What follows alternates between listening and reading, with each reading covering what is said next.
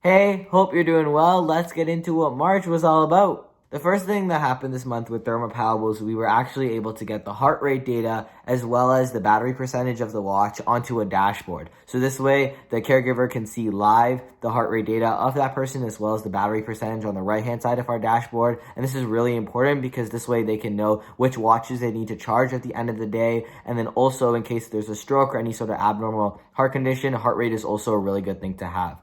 For next month, what we're trying to do is also get the blood pressure on there as well as the fall detection to SOS calling, since we finished SOS calling, but we just need the fall detection to link to that. So we need to make sure we do fall detection and blood pressure for next month. And we also have follow-up conversations with some of these homes to provide these continued updates to them, specifically Dell Manor, Optima Living, as well as Origin Retirement as well. The second thing that happened this month was in relation to that open defecation project I've been working on. Specifically, last month I talked about how we wanted to figure out what type of kiln to use, since we can't just take an electric kiln, put feces in, and then call it a day, because if the feces actually gets hot, all the organic material will evaporate and that'll go onto the metal that's causing the kiln to be hot, and that'll make the metal brittle, and then over time it just won't work. And so we had to figure out what other types of kilns we could use. We ended up identifying 3 different types of gas kilns, and so we looked into different types of gas kilns, and we also wanted to compare the kilns to the best solution there is out there to open defecation right now, some of the best innovations there are. And so actually I can just share my screen here. You can see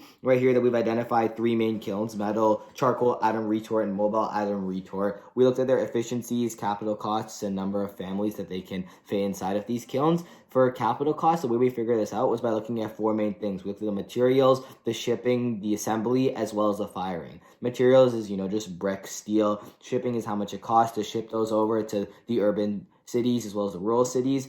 Assembly is who we actually going to pay to build this, whether in this case it's a bricklayer, but in other cases it might be a welder if it's made out of steel, etc. And then lastly, for firing, we need to figure out how much does the biomass actually cost. Since we're not using electricity, we can't just figure out how much is electricity going to cost. We have to figure out how much a bag of charcoal or how much a bag of excess wood will actually cost us. Then in terms of size, what we had to figure out what the average volume of a family's feces per month is. So where it got kind of weird, because now it's literally all I think about when I'm at the toilet. What's the average volume of my feces? But we ended up taking the total capacity of the kiln, divided by the total amount of feces, or the volume that the feces of a family takes up, and we got the amount of families that can be stored within that kiln per month. And we would ideally fire this once in a month and get that family's feces in. Now, once we figured this out, we wanted to compare it to the best solution that there is out there. We identified the nanomembrane toilet is one of the best solutions that there is to open defecation. They've been made by the Cranfield University. They've been out and around for around 5-ish years working on this project. They've been funded by Bill and Melinda Gates and have trials that have been done in South Africa, etc. So they're one of the best toilets that there is to actually solve this problem. We realized that they're net negative $2.70 per month. The way we got this was we realized that the total amount for the toilet is 750 USD. We divide that by the families that can use it. It's 325, and then we took the 325 and we divide it by 120 months right here, because it can last us 10 years. So it's the lifetime value of this toilet before it breaks down. And the reason why it's negative is because they don't produce anything that they end up selling or anything of net value. So just like anything that you would purchase, it's going to be net negative. For ours, since we are using something and since we are producing, in this case, charcoal that we're selling, we are making money. The way that we figured out how much is we first looked at the total capital cost divided by the amount of families that fit inside of this kiln. So we got the per family capital cost. Once we did that, we realized that if 120 pounds would give us $130 in the worst case scenario, this is like in Nigeria specifically, where we're to sell it as well, then 48 pounds, which is the efficiency of the metal charcoal kiln, this would end up giving us, in this case, $52.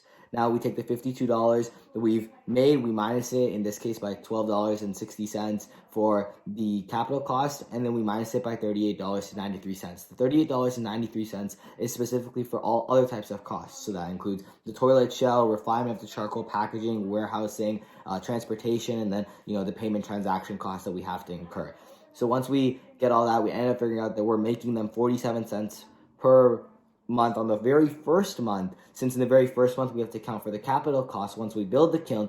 But then since we're not building a new kiln every month, we're just going to be utilizing the same one. After that, we're making them $12.77. So we realized that this type of kiln is actually better than what the current solution is on the market right now to solve open defecation. For the month of April, what we want to do is actually build out a prototype to this. And so we're just looking to try to get some of the materials to actually build out one of these kilns so we can take this theory that we have and actually turn it into reality. The last thing that I worked on this month was a capstone project with X Prize. So X Prize is the company that Elon Musk gave $100 million to for carbon capture, and they hold tons of prizes like this. And so we were trying to figure out how to get them more high quality applicants. What we ended up realizing is the reason why they're not getting as many high quality applicants is because of the fact that the X Prize is a very time intensive and a very capital incentive thing to apply to. It has a high opportunity cost. The way it works is it's a 4-year prize, and so within those 4 years, you have to invest your own time and a lot of your own money as well to create prototypes to, in this case, capture large amounts of carbon, which if you think about it, for a regular person such as a renewable energy technologist at Google who might have smart ideas and who would definitely have ideas to, capture large amounts of carbon, for them, it doesn't make sense for them to apply because they don't have any financial backing and they also don't have the time since they have a job. And so we were thinking is what if there was a way to connect those that have a good idea within the first year, get these ideas technically vetted, and then connect those people to VCs. So in this case, since they need funding to actually go on with these projects, rather than them taking their own money out of the bank, what they can do is they can just automatically be connected to carbon capture VCs who would then give them money, and this would allow them to then commit since it's being backed by somebody really, really smart within the industry as well. And so this is the hypothesis that we gave to them to hopefully increase the amount of high quality applicants that they get, and hopefully they like it. Well, that's all for the month of March. I guess I'll see you guys next time. Bye.